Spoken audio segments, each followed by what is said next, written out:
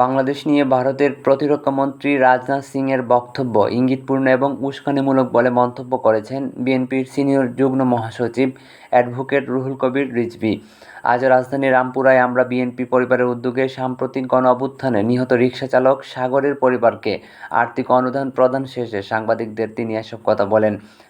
রিজভী বলেন, অত্যন্ত উদ্বেগের সঙ্গে জানাচ্ছি, ভারতের প্রতিরক্ষামন্ত্রী রাজনাথ সিং তাদের সেনাবাহিনীর কমান্ডারদের সঙ্গে বৈঠকে যুদ্ধের মাধ্যমে শান্তি প্রতিষ্ঠার জন্য প্রস্তুত থাকতে বলেছেন।